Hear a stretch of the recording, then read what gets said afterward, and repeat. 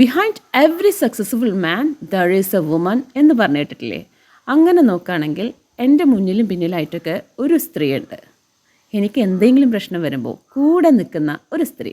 അത് മറ്റാരുമല്ല, അതെൻ്റെ ഉമ്മയാണ്. എൻ്റെ ഉമ്മയുടെ ഇപ്പോഴത്തെ ഹോബി എന്ന് പറയുന്നത് ഈ ചെടി വളർത്തലാണ്. ഈ ചെടികളുടെ എല്ലാത്തിൻ്റെ പേര്, ഓൾമോസ്റ്റ് എല്ലാത്തിൻ്റെ പേര് ഉമ്മക്കറിയാം.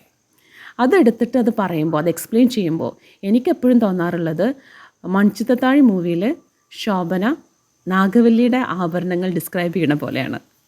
ഭയങ്കര ഒരു പവറാണ് ഉമ്മയുടെ വോയിസിന് ആ സമയത്ത്. എക്സൈറ്റ്മെൻ്റ് ആണെങ്കിൽ അതിൻ്റെ പീക്ക് ലെവലായിരിക്കും. ഉപ്പ ഉമ്മയും കൂടിയിട്ട് ഒരുപാട് മൃഗങ്ങളെ വീട്ടിൽ വളർത്തിയായിരുന്നു. ഉപ്പ പോയെങ്കിലും ഉമ്മ ആ ശീലം വിട്ടിട്ടില്ല. ഇപ്പോഴും വീട്ടിൽ ആടുകളും പശുക്കളും ഒക്കെ ഉണ്ട്. കൂട്ടത്തിൽ എൻ്റെ ഒരു ചെറിയ മോനെയും ഉമ്മയുടെ അടുത്ത് ആക്കിയിട്ടാണ് ഞാൻ സ്കൂളിൽ പോവാറ്. പക്ഷെ ഒരു പരാതിയും പരിഭവവും ഇല്ലാതെ ഉമ്മ അതെല്ലാം മാനേജ് ചെയ്യണം. പോരാത്തതിന് എങ്ങനെ എഫക്റ്റീവായിട്ട് ടൈം മാനേജ് ചെയ്യാം എന്നൊരു പാഠം എനിക്കും തരുന്നുണ്ട്. ശരിക്കും പറഞ്ഞാൽ ഇത്തരത്തിലുള്ള ഉമ്മമാരാണ് മക്കൾക്ക് എന്നും ഇൻസ്പിറേഷൻ ആവുന്നത്. മക്കൾക്കൊരു പ്രശ്നം വരുമ്പോഴത്തേനും വാളും പരിചയമായിട്ട് ഇറങ്ങുന്ന ഉമ്മമാരെ പോലെയല്ല എൻ്റെ ഉമ്മ. എൻ്റെ ഉമ്മ സമാധാനത്തോടുകൂടി കാര്യങ്ങൾ കേൾക്കും. എന്നിട്ട് ആ പ്രശ്നത്തിൻ്റെ പരിഹാരം നമ്മുടെ ഉള്ളിൽ തന്നെ ഉണ്ട് എന്നൊരു ബോധം ഉണ്ടാക്കി തരാറാണ് പതിവ്.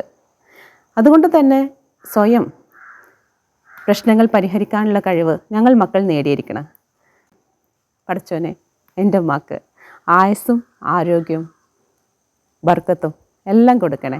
ആമീൻ ആമീൻ യാ റബ്ബൽ ആലമീൻ.